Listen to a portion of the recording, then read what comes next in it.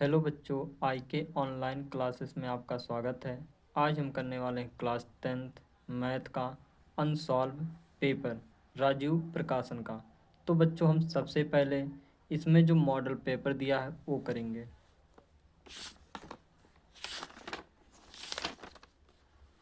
तो बच्चों, ये हमारा मॉडल पेपर दिया है 2025 का, और इसमें पहला खंड दिया है खंड आ, बहुविकल्पीय प्रश्न है। तो बच्चों, पहले हम ये बहुविकल्पीय प्रश्न करेंगे। तो हमारा पहला क्वेश्चन है, यदि 26 कामा 156 का एलसीएम यानी कि लासा 156 है तो मासा का मान होगा। हमें बच्चों इसका हमें दो संख्याएं दिए गए हैं। पहली संख्या दिया है 26, दूसरा दिया है 156 और एलसीएम बराबर दिया है 156। तो बच्चों, हमें मालूम है HCF इंटू LCM बराबर होता है पहली संख्या गुणे दूसरी संख्या के। पहली संख्या हमारा है 26, तो ये हो गया हमारा 26। दूसरी संख्या 156। HCF हमें ज्ञात करना है, LCM 156 दिया है, यानी कि HCF इंटू LCM 156 दिया है। 156 से 156 कट गया, HCF बराबर आ गया बच्चों 26। तो हमारा सही आंसर हो गया बच्चों 26। अब देखते हैं बच्चों अगला क्वेश्चन। अगला क्वेश्चन है बच्चों, निम्न में अपरिमेय संख्या है। हमें इनमें में से कौन अपरिमेय संख्या ये बताना है। तो रूट में 25 का वर्गमूल निकालेंगे, कितना आ जाएगा बच्चों 5। तो ये हमारा परिमेय संख्या हो गया। 5 माइनस रूट में 3। तो बच्चों, हम किसी भी संख्या में से अगर परिमेय संख्या जोड़ें या फिर घटाएं तो हमें हमेशा अपरिमेय ही संख्या मिलेगा। तो हमारा अपरिमेय संख्या हो गया 5 माइनस रूट में 3। अगला क्वेश्चन है बच्चों, रेखाएं x माइनस 2 बराबर 0 और y प्लस 6 बराबर 0 का प्रतिच्छेदन बिंदु होगा। हमें बच्चों इसका प्रतिच्छेदन बिंदु ज्ञात करना है।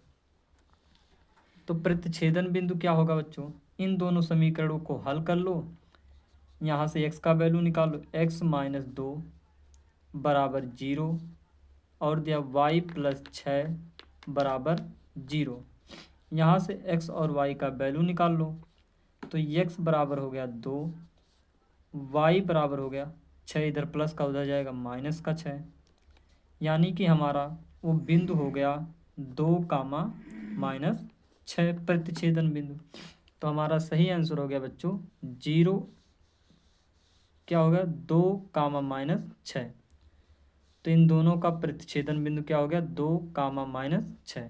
अब देखते हैं बच्चों अगला क्वेश्चन। अगला क्वेश्चन है बच्चों, रेखाओं x1 a1x plus b1y plus c1 बराबर 0 तथा a2x plus b2y plus c2 बराबर 0 एक अद्वितीय हल होगा। तो बच्चों, अद्वितीय हल कब होता है।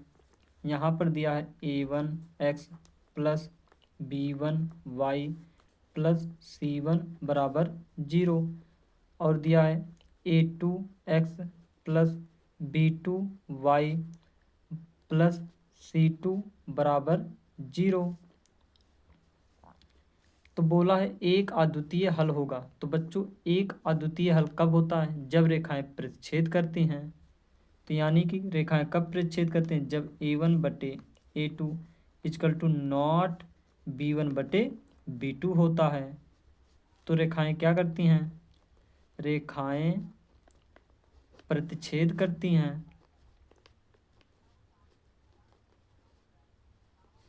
रेखाएं प्रतिच्छेद करती हैं और अद्वितीय हल होता है।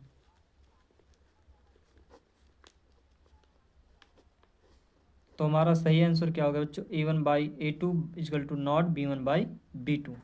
तो हमारा सही आंसर हो गया ये। अब देखते हैं बच्चों अगला क्वेश्चन। अगला क्वेश्चन है बच्चों 5x² माइनस 3x प्लस 2 के मूलों का योग होगा। हमें दिया है बच्चों 5x² माइनस 3x प्लस का 2 बराबर 0 मान लो है। यहाँ पर दिया है मूलों का योग हमें ज्ञात करना है, यानी कि यहाँ पर a बराबर क्या होगा, x² का गुणांक 5, b बराबर क्या होगा बच्चों, x का गुणांक यानी कि -3, c बराबर क्या होगा, ये 2। तो बोला है इनके मूलों का योगफल ज्ञात कीजिए। मूलों का योगफल क्या होगा, अल्फा प्लस बीटा बराबर होता है माइनस का b/a। तो यहाँ पर b बराबर क्या है बच्चों, -3, और यहाँ पर पहले से माइनस है तो माइनस माइनस हो जाएगा +3 बटे a यहाँ पर है 5, यानी कि अल्फ़ा प्लस बीटा बराबर क्या हो गया, 3/5। तो हमारा सही आंसर क्या हो गया, 3/5। ये हमारा सही आंसर हो गया। अब देखते हैं बच्चों अगला क्वेश्चन। अगला क्वेश्चन है बच्चों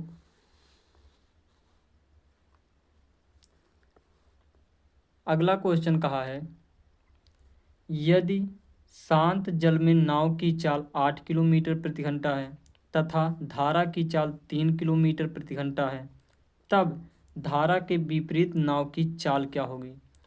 तो बच्चों यहाँ पर मान लो ये धारा की चाल है,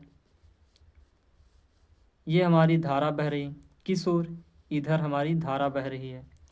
एक नाव है, ये हमारा नाव हो गया बच्चों। जब बच्चों धारा की चाल इधर होगी और नाव भी इधर ही चल रही होगी, यानी कि धारा भी इधर जा रही है और नाव भी इधर जा रही है, तो क्या होगा बच्चों, नाव की चाल बढ़ेगी। यानी कि अगर इसको मान लें हम x और इसको मान लें y, तो बच्चों क्या होगी चाल, इन दोनों की चाल जुड़ जाएगी, यानी कि x प्लस वाई हो जाएगी। लेकिन इसमें क्या कहा है बच्चों, अगर हम इस नाव को इधर जा रही हो और हमारी धारा इधर जा रही हो तो नाव की चाल घटेगी। तो यहाँ पर बोला है बच्चों कि 8 किलोमीटर प्रति घंटा नाव की चाल है, धारा की चाल 3 किलोमीटर प्रति घंटा है। धारा के विपरीत नाव की चाल क्या होगी, यानी कि नाव इधर जा रही है और धारा इधर जा रही है, तब बोला है कि इसकी चाल क्या होगी। तो बच्चों धारा इधर जा रही है, नाव इधर जा रही है, तो नाव की चाल घटेगी। यानी कि पहले है बच्चों नाव की चाल 8 किलोमीटर प्रति घंटा है, तो धारा की चाल 3 है, तो 3 घट जाएगा, कितना आ गया बच्चों, 5 किलोमीटर प्रति घंटा हो गया। हमारा सही आंसर क्या होगा, 5 किलोमीटर प्रति घंटा। अगला क्वेश्चन है बच्चों, यदि 20, x, 30 समांतर श्रेणी में है तो x का मान होगा। तो बच्चों इसको हम कैसे करेंगे, अगर ये AP में है, दिया 20, x, 30, अगर बच्चों ये AP में है तो यहाँ से क्या होगा, अगर हम दूसरे पद में से पहला पद घटा दें, जो सार्वंतर आएगा D वो बराबर होगा तीसरे पद में से दूसरा पद घटा दें, यानी कि x माइनस 20 कर दें, बराबर होगा तीसरे पद में से दूसरा पद घटा दें, यानी कि 30 माइनस x। तो x को इधर ले आओ, तो ये x इधर माइनस का इधर आएगा प्लस का x, इधर 20 को उधर ले चलो, तो यहाँ पर हो गया 30, इधर माइनस का 20 था, इधर आ जाएगा प्लस का 20 हो जाएगा। तो ये x हो गया 2x बराबर 30 20 50, x बराबर क्या हो जाएगा, 2 से भाग कर दो, कितना आ गया बच्चों, 25, यानी कि x बराबर 25 हो गया। अब बच्चों देखते हैं अगला क्वेश्चन।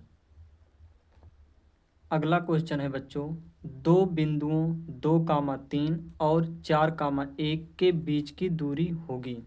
हमें बच्चों दो बिंदु दिए गए हैं, इसे मान लो ए, इसे मान लो बी। इसका निर्देशांक है 2, 3, इसका निर्देशांक है 4, 1। हमें इन दोनों बिंदुओं के बीच की दूरी निकालना है। तो बच्चों दूरी का सूत्र क्या होता है, यानी कि ए बी बराबर होता है रूट में x2 माइनस x1 का whole square plus y2 minus y1 का होल स्क्वायर। तो इसे मान लो x1, इसे मान लो y1, इसे मान लो x2, इसको मान लो y2। बोला x2 यानी कि 4 माइनस x1 2 का वर्ग प्लस y2 1 माइनस y1 3 का वर्ग, तो बराबर 4 में से 2 गया, कितना आ गया 2, यानी कि 2 का वर्ग प्लस 1 में से 3 जाएगा तो माइनस का 2 हो जाएगा, इसका वर्ग बराबर रूट में 2 का वर्ग 4 प्लस रूट में 2 का वर्ग 4, कितना हो गया बच्चों 4। इनको जोड़ लो, 4 4 8। तो 8 को हम क्या लिख सकते हैं बच्चों, 2 रूट में 2। कैसे, यहाँ पर 2 गुणे 2 गुणे 2 कर सकते हैं। तो यहाँ पर ये दोनों का जोड़ा बन जाएगा, इसको हम बाहर निकाल लेंगे, 2 आ जाएगा और ये रूट में रह जाएगा 2। तो हमारा सही आंसर क्या हो गया, इन दोनों बिंदुओं के बीच की दूरी क्या हो गई बच्चों, 2 रूट में 2। तो हमारा सही आंसर हो गया 2 रूट में 2। अब देखते हैं बच्चों अगला क्वेश्चन। अगला क्वेश्चन है बच्चों, बहुपद 3x² प्लस 5x माइनस 2 के शून्यकों का योगफल है। हमें बच्चों यहाँ पर शून्यकों का योगफल ज्ञात करना है।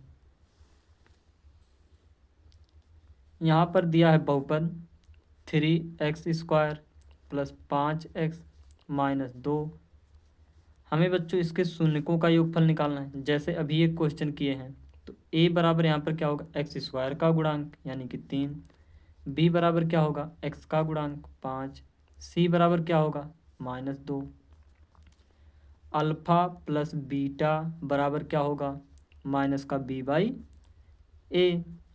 तो यहाँ पर b क्या है 5, तो क्या आ गया माइनस का 5 हो गया, बटे a कितना है 3। तो अल्फा प्लस बीटा बराबर क्या हो गया बच्चों, माइनस का 5/3। तो हमारा सही आंसर हो गया माइनस का 5/3। अब देखते हैं बच्चों अगला क्वेश्चन। अगला क्वेश्चन है बच्चों, बिंदुओं -4, 0, 4, 0 और 0, 3 शीर्ष हैं। पहला समकोण त्रिभुज के, दूसरा समद्विबाहु त्रिभुज के, तीसरा समबाहु त्रिभुज के, चौथा विषमबाहु त्रिभुज के। तो बच्चों हम इनको कैसे पता करेंगे, ये समद्विबाहु त्रिभुज है या विषमबाहु त्रिभुज है या समकोण त्रिभुज है। इन तीनों बिंदुओं से हम दूरी सूत्र लगाएंगे और वहाँ पर इनका दूरी निकालेंगे बिंदुओं का। अगर दूरी समान आ गई तो करके देखते हैं बच्चों कैसे होगा। हमें दिया है बच्चों ये त्रिभुज के शीर्ष हैं, ये हो गया ए, ये हो गया बी, ये हो गया सी। ए का बिंदु दिया है -4, 0। बी का बिंदु दिया है 4, 0। सी का बिंदु दिया है 0, 3। हम क्या करेंगे बच्चों, ए बी बी सी और ए सी की दूरी निकालेंगे। ए बी बी सी की दूरी निकालेंगे। तो यहाँ पर बच्चों दूरी सूत्र लगाओ, ए बी की दूरी, दूरी का सूत्र क्या होता है, x2 माइनस x1 का whole square plus y2 minus y1 का होल स्क्वायर।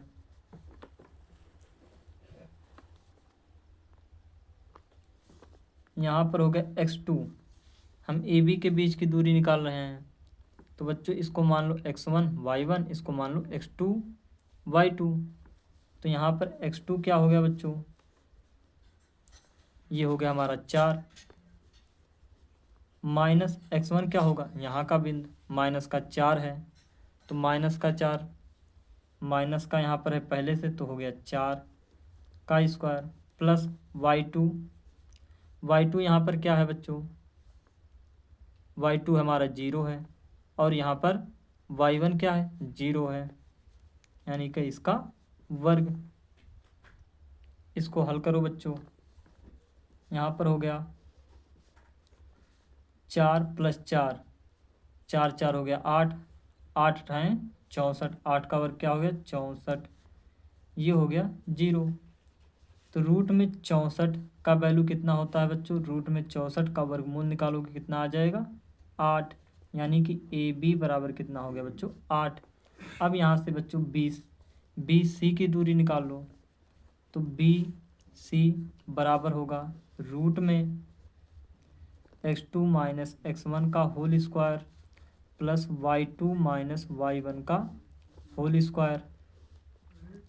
हम निकाल रहे हैं बी सी के लिए, यानी कि बी और सी के लिए, तो यहाँ पर बच्चों इसको मान लो x2 y2, इसको मान लो x1 y1, तो बोला है x2 क्या होगा हमारा 0, रूट में 0 और x2 क्या हो गया, x2 हमारा 0 हो गया, x1 क्या हो गया 4, यानी कि माइनस का 4 का वर्ग प्लस y2 हमारा यहाँ पर 3 है, तो 3 हो गया, माइनस का y1 यहाँ पर 0 है का वर्ग।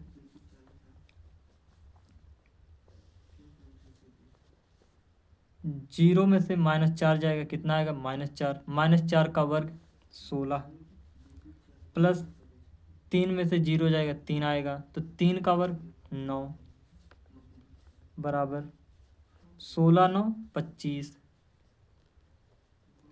रूट में 25 का वैल्यू कितना होता है बच्चों 5, यानी कि बी सी बराबर आ गया 5।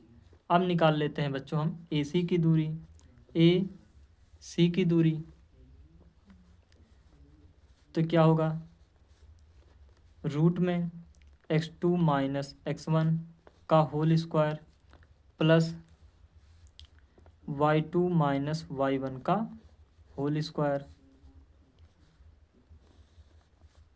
तो रूट में x2, तो यहाँ पर बच्चों हम AC के लिए निकाल रहे हैं, तो इसको मान लो x1 y1 x2 y2, तो यहाँ पर x2 है यानी कि 0, माइनस x1 माइनस का 4 है, माइनस माइनस प्लस का 4 हो गया का वर्ग प्लस y2 3 है, माइनस y1 0 है का वर्ग, 0 प्लस 4 क्या हो गया 4, 0 में 4 जोड़ोगे कितना आएगा 4, तो 4 का वर्ग 16 प्लस 3 माइनस 0, 3 माइनस 0, 3 में से 0 घटाओ कितना आएगा बच्चों 3 आएगा, तो 3 का वर्ग 9, तो 16 9 कितना हो गया बच्चों 25, तो 25 का वर्गमूल क्या होगा बच्चों 5, यानी कि यहाँ पर ए सी बराबर क्या आ गया 5। यहाँ क्या है बच्चों, यहाँ बी सी बराबर है ए सी के, तो त्रिभुज ए बी सी एक समद्विबाहु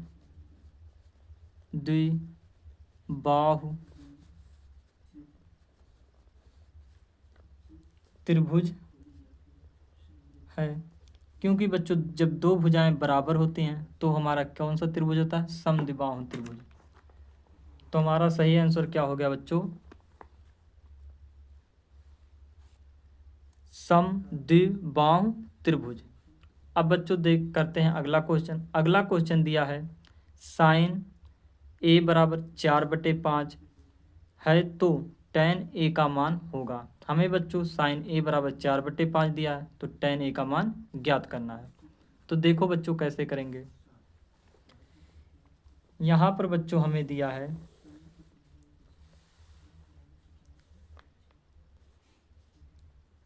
sin a बराबर 4/5 दिया है। हमसे बोला है tan a बराबर क्या होगा। तो बच्चों यहाँ से ये साइन में कौन कौन सी भुजा होती हैं, लंब और कर्ण। ये हमारा क्या हो गया, लंब, ये हो गया हमारा कर्ण। और tan में क्या होती है, आधार, क्या होता है, आधार बटे लंब होता है। तो यहाँ पर लंब तो हमें पता है बच्चों, लेकिन आधार नहीं पता है। तो यहाँ से हम पाइथागोरस प्रमेय लगाकर आधार पता कर लेंगे। तो यहाँ पर साइन ए, तो पाइथागोरस प्रमेय लगाओ। पाइथागोरस प्रमेय क्या कहता है, कर्ण का स्क्वायर बराबर होता है लंब का स्क्वायर प्लस आधार का स्क्वायर। कर्ण का स्क्वायर, यहाँ पर कर्ण 5 दिया है, यानी कि 5 का वर्ग बराबर लंब का स्क्वायर। यहाँ पर लंब 4 दिया है, तो 4 का वर्ग प्लस a का स्क्वायर।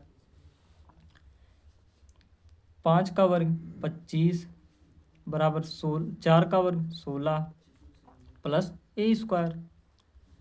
तो बच्चों 16 को इधर ले आओ, तो 25 माइनस 16 हो गया बराबर a का वर्ग। तो 25 में से 16 गया 9 बराबर a का स्क्वायर। वर्ग को इधर भेजोगे तो रूट में 9 हो जाएगा बराबर a हो गया। तो रूट में 9 का वैल्यू कितना होता है बच्चों, 3, यानी कि a बराबर कितना आ गया बच्चों, 3 आ गया। तो यहाँ पर हमसे पूछा है tan a बराबर क्या होगा। तो आधार कितना आया है बच्चों, ये 3 आया है। तो आधार हमारा हो गया 3 बटे लंब कितना है 4। तो tan a बराबर क्या हो गया बच्चों, 3/4।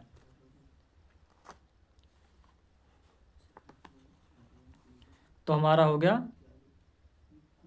3/4 आंसर, क्योंकि हमारा आधार आया है 3 और बटे 4, ये हमारा सही आंसर हो गया। अब देखते हैं बच्चों अगला क्वेश्चन। अगला क्वेश्चन क्या कहा है बच्चों, sine square theta plus 1/1 plus tan square theta का मान होगा। हमें बच्चों दिया sine square theta plus 1/1 plus tan square theta का मान होगा। तो बच्चों निकालो क्या होगा। यहाँ पर बच्चों दिया है हमें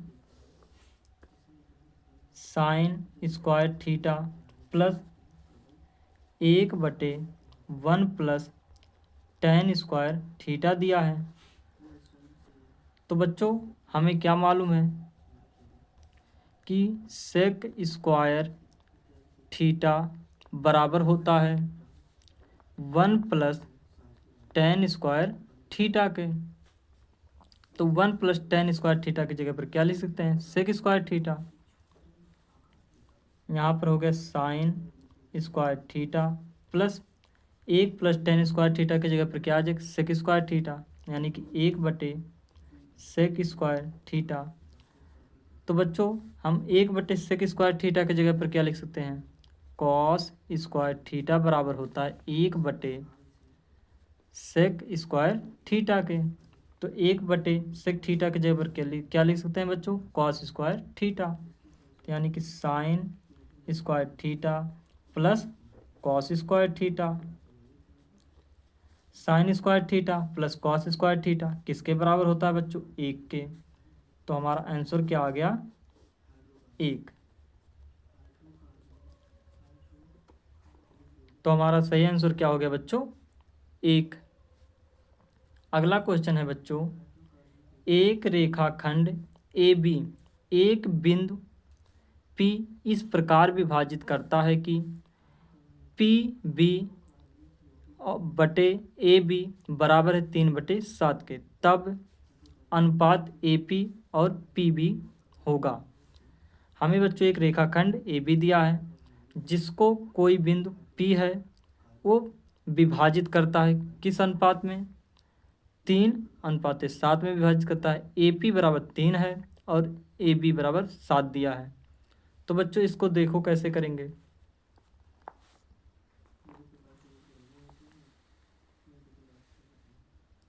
हमें बच्चों एक रेखाखंड दिया है,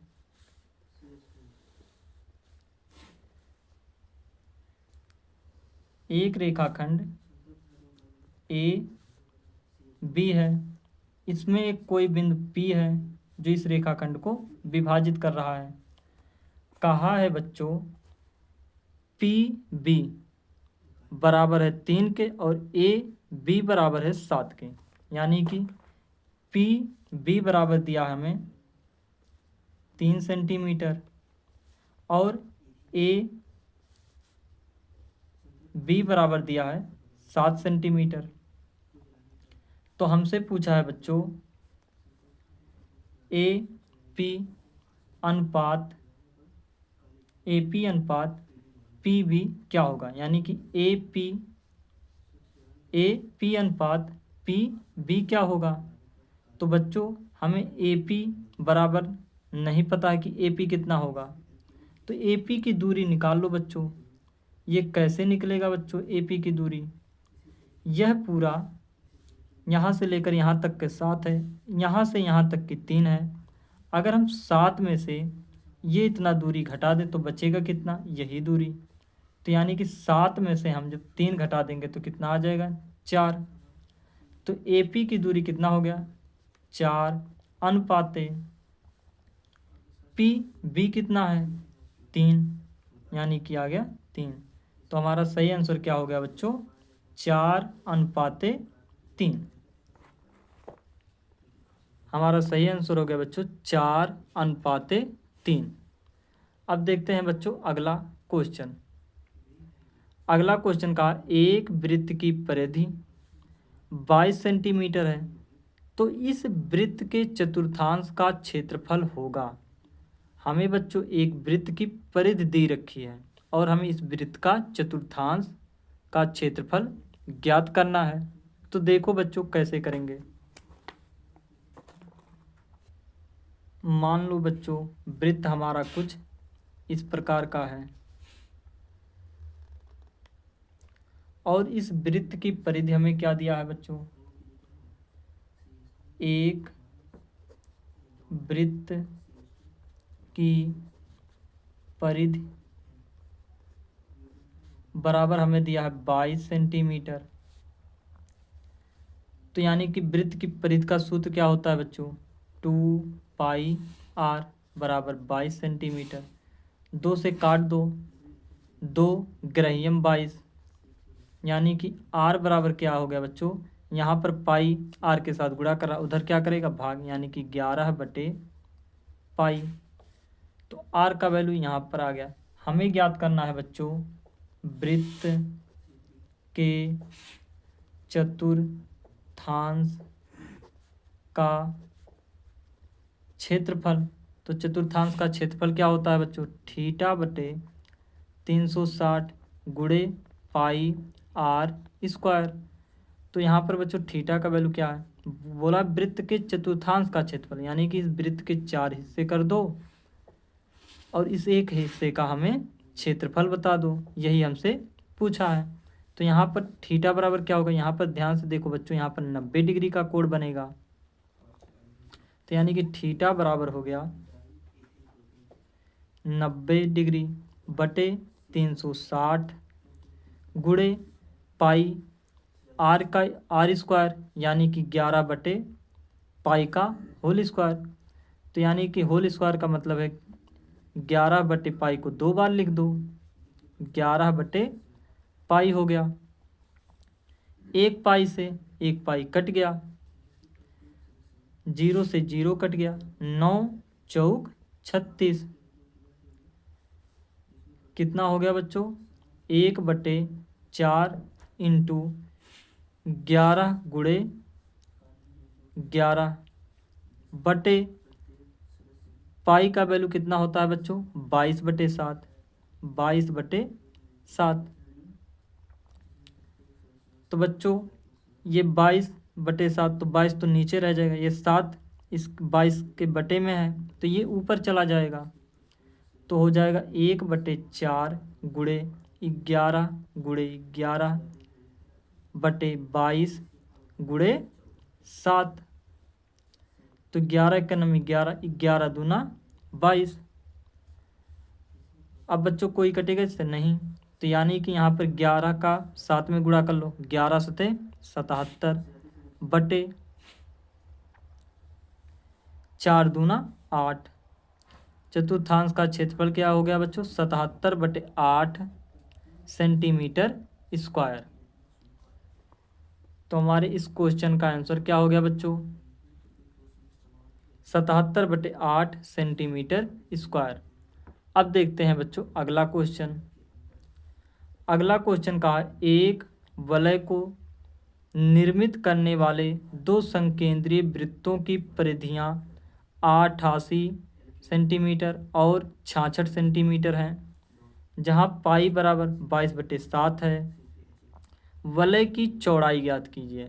हमें बच्चों वलय की चौड़ाई ज्ञात करना है। यहाँ पर दिया है, एक वलय को निर्मित करने वाले दो संकेंद्रीय वृत्तों की परिधियां 88 सेंटीमीटर और 66 सेंटीमीटर हैं, तो हमें वलय की चौड़ाई ज्ञात करना है। तो देखो बच्चों हम वलय की चौड़ाई कैसे ज्ञात करेंगे। हमें बच्चों दो संकेंद्रीय वृत्त दिए गए हैं। संकेंद्रीय वृत्त का मतलब क्या होता है? ऐसे वृत्त जिनका केंद्र एक ही हो। इन दोनों वृत्त का केंद्र यही है।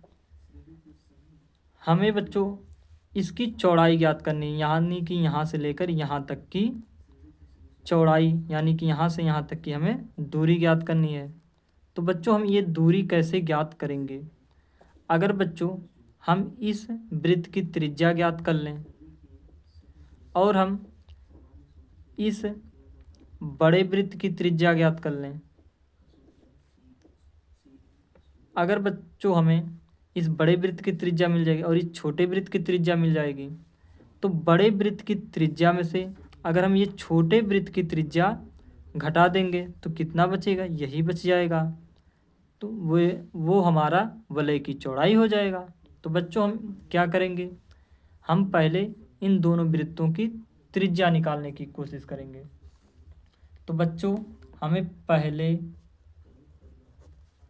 वृत्त की परिधि बराबर कितना दिया है? 88 सेंटीमीटर दिया है। तो बड़े वृत्त की पहले वृत्त की परिधि का सूत्र क्या होगा? 2πr होता है। ये बड़ा वृत्त है बच्चों, तो इस बड़े वृत्त की त्रिज्या मान लो कैपिटल R बराबर 88। 2 से भाग कर दो बच्चों, 2 चौक 8, 2 चौक 8, यानी कि पाई R बराबर हो गया 44। R बराबर क्या होगा?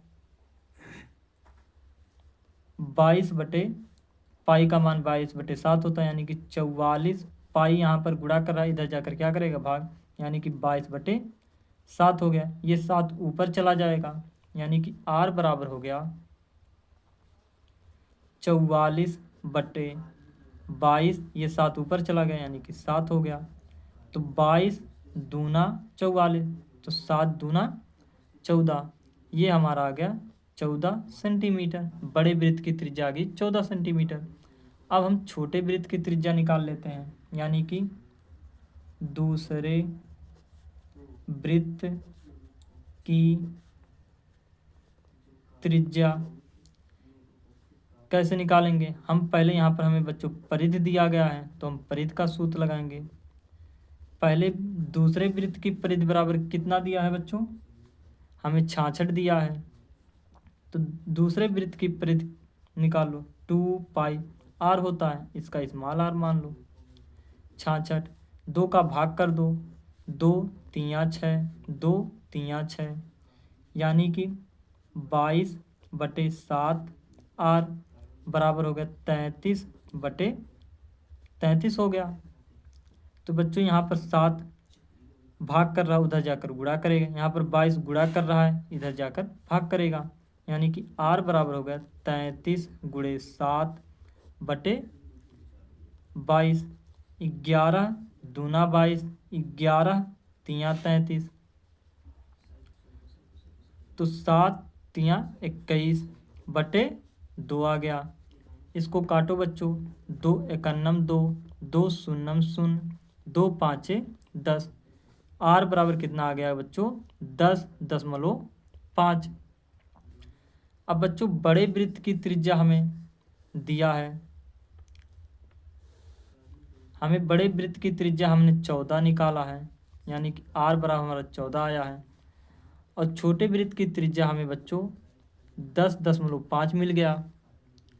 तो बच्चों हम अब क्या करेंगे, इस बड़े वृत्त की त्रिज्या में से छोटे वृत्त की त्रिज्या को घटा देंगे, तो हमें वलय की चौड़ाई मिल जाएगा। वलय की चौड़ाई बराबर होगा इस बड़े वृत्त की त्रिज्या में से, यानी कि 14 माइनस कर दो, कितना?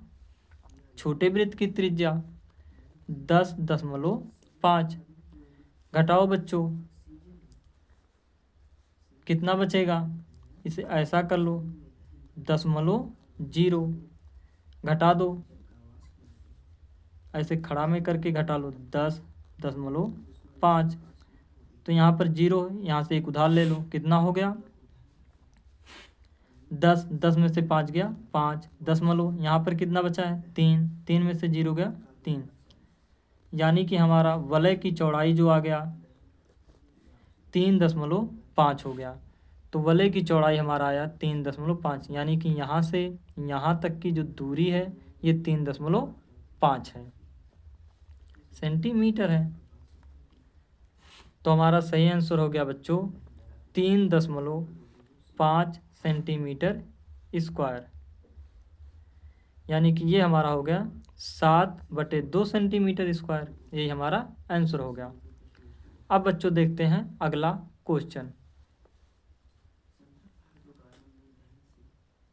अगला क्वेश्चन कहा है बच्चों, एक पाइप का बाहरी व्यास 4 सेंटीमीटर है तथा भीतरी व्यास 3 सेंटीमीटर है, उसकी लंबाई 20 सेंटीमीटर है, तो पाइप में प्रयुक्त धातु का आयतन ज्ञात करना है। तो बच्चों हमें एक पाइप दिया गया जिसका बाहरी व्यास 4 सेंटीमीटर, भीतरी व्यास 3 सेंटीमीटर और उसकी पाइप की लंबाई जो है 20 सेंटीमीटर है, और उसमें प्रयुक्त होने वाले धातु का आयतन ज्ञात करना है। तो पहले बच्चों हम इसका चित्र बनाएंगे, देखो कैसे बनेगा।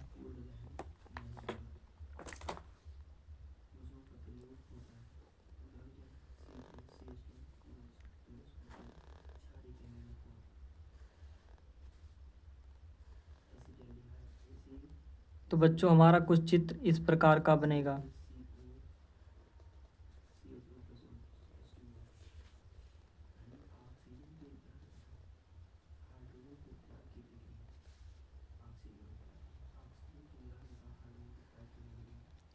हमें बच्चों भीतरी त्रिज्या कितना दिया है बच्चों?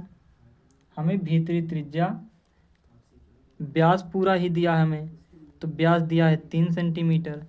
और बड़े वृत्त जो बाहरी व्यास है, यानी कि यहाँ से लेकर यहाँ तक की दूरी कितना दिया है बच्चों? कितना दिया है बच्चों? 4 सेंटीमीटर। यहाँ से यहाँ तक का व्यास दिया हमें 4 सेंटीमीटर। तो हमसे बच्चों क्या पूछा है? हमसे पूछा है प्रयुक्त धातु का आयतन होगा। तो प्रयुक्त धातु का आयतन मतलब हमसे बच्चों इसका वैल्यू पूछा है, ये सब इसमें कितना धातु लगा है, हमें ये सब पूछा है बच्चों इसका।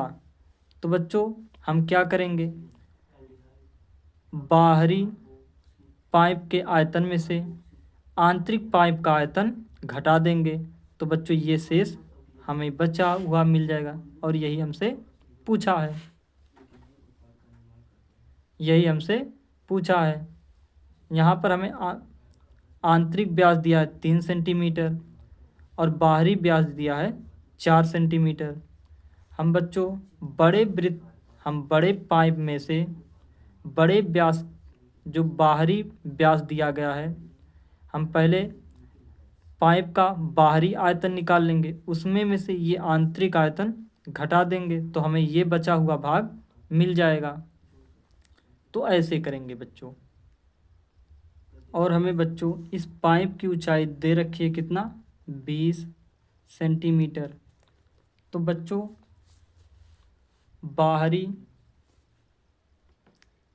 पहले बाहरी इसका त्रिज्या निकाल लो। तो पाइप का बाहरी त्रिज्या यानी कि कैपिटल आर बराबर क्या होगा, बाहरी व्यास हमें 4 दिया गया है, तो जब हम व्यास का आधा कर देंगे तो हमें त्रिज्या मिल जाएगा। यानी कि 4 का आधा कितना हो गया बच्चों, 2, यानी कि त्रिज्या हमारा हो गया 2 सेंटीमीटर। पाइप का भीतरी त्रिज्या निकाल लो, स्मॉल आर बराबर भीतरी व्यास कितना है, 3 सेंटीमीटर है, तो इस 3 सेंटीमीटर का आधा कर लो, कितना आ जाएगा, 1.5 सेंटीमीटर। हमसे पूछा है बच्चों, हमें ऊंचाई दिया है इसका, पाइप का ऊंचाई दिया है बच्चों 20 सेंटीमीटर। 20 सेंटीमीटर। हमसे पूछा प्रयुक्त धातु का आयतन, तो लिखेंगे प्रयुक्त धातु का आयतन बराबर क्या होगा, इस बाहरी पाइप का आयतन में से हम बाहरी पाइप का आयतन में से आंतरिक पाइप का आयतन घटा दें। तो बाहरी पाइप का आयतन का सूत्र क्या होगा बच्चों, पाई आर स्क्वायर एच होता है, तो यहाँ पर आर का वैल्यू कितना है, capital R, pi R square H, minus आंतरिक पाइप का व्यास क्या होगा, पाई आर स्क्वायर एच, यहाँ पर पाई एच कॉमन हो गया बच्चों, यानी कि आर का स्क्वायर माइनस स्मॉल आर का स्क्वायर, यहाँ पर बच्चों हो गया पाई का वैल्यू पाई हो गया, एच का वैल्यू 20 दिया है तो 20 हो गया गुणे, आर का वैल्यू कितना दिया है कैपिटल आर का 2, यानी कि 2 का वर्ग, माइनस स्मॉल आर यानी कि 1.5 का वर्ग, तो यानी कि यहाँ पर क्या हो गया 20 पाई कोष्टक में 2 का वर्ग माइनस 1.5 का वर्ग। यही हमारा आंसर हो गया बच्चों। तो देखो इसमें से कौन सा आंसर है। यहाँ पर बच्चों देखो दिया है पाई, हमारा आंसर देखो कैसे दिया है, यहाँ पर दिया 20 पाई, तो यहाँ पर पाई हो गया, ये अंत में 20 हो गया। फिर दिया है 2 का स्क्वायर, यहाँ पर भी है 2 का स्क्वायर, माइनस 1.5 का वर्ग, 1.5 का वर्ग, तो हमारा ये आंसर सही हो गया। अगला क्वेश्चन है बच्चों, किसी बेलन का आयतन होता है पाई आर स्क्वायर एच, आंकड़ों 2,8,4,6 की माध्यिका है। हमें बच्चों माध्यिका ज्ञात करना है, तो माध्यिका ज्ञात करने के लिए इनको अवरोही क्रम में पहले लिखो। इनको क्या करेंगे बच्चों, हम पहले अवरोही क्रम में लिखेंगे। अवरोही क्रम में आरोही क्रम में लिखते हैं, आरोही क्रम में लिख लो बच्चों। आरोही क्रम क्या होता है, सबसे छोटा सबसे पहले रहेगा, फिर उससे बड़ा 4, फिर उससे बड़ा 5, उससे बड़ा 6, उससे बड़ा 8 है। तो यहाँ पर बच्चों पदों की संख्या कितनी है, 1 2 3 4 5, यानी कि n बराबर 5 है। तो बच्चों माध्यिका का सूत्र क्या होगा, जब बच्चों n बराबर एक विषम संख्या आती है तो माध्यिका का सूत्र क्या होता है, n+1/2 पद। तो यहाँ पर n का वैल्यू 5 है, प्लस 1/2 वां पद। 5 1 6, 6 में 2 का भाग करो कितना आ जाएगा बच्चों? 3 वां पद। तीसरा पद हमारा कितना है बच्चों? 5 है। तो यानी कि माध्यिका हमारा बच्चों आ गया ये 5। तो हमारा सही आंसर हो गया बच्चों 5। अगला क्वेश्चन है बच्चों, 1 से 9 तक की प्राकृतिक संख्याओं का माध्य होगा। हमें 1 से लेकर 9 तक की प्राकृतिक संख्याओं का माध्य ज्ञात करना है।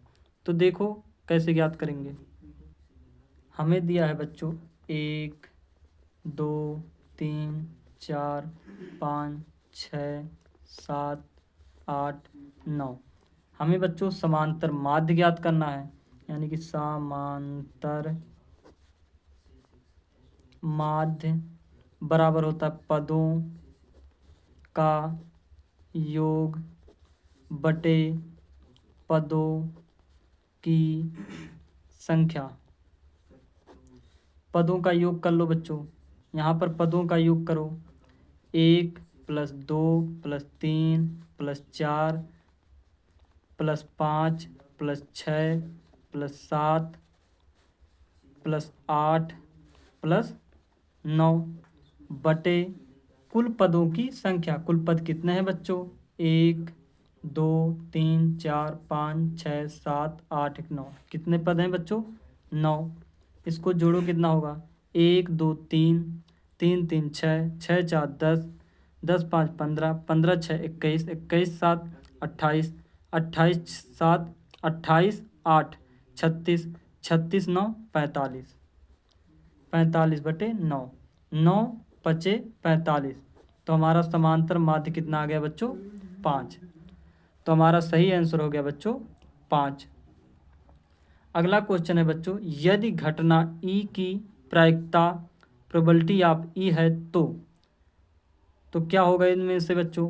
हमारी जो प्रायिकता होगी कभी भी 0 या 0 से बड़ी नहीं होती है, यानी कि हमारी प्रायिकता हमेशा 0 या 0 से बड़ी होती है और 1 या 1 से छोटी होती है। तो हमारा ये सही आंसर हो गया। हमारी प्रायिकता हमेशा 0 या 0 से बड़ी होती है, 1 या 1 से छोटी होती है। तो ये हमारा सही आंसर हो गया। बच्चों आज इतना ही। आगे हम खंड बा को करेंगे, तो ये हम बच्चों कल करेंगे। अगर बच्चों वीडियो अच्छा लगा हो तो लाइक, सब्सक्राइब और कमेंट ज़रूर करें।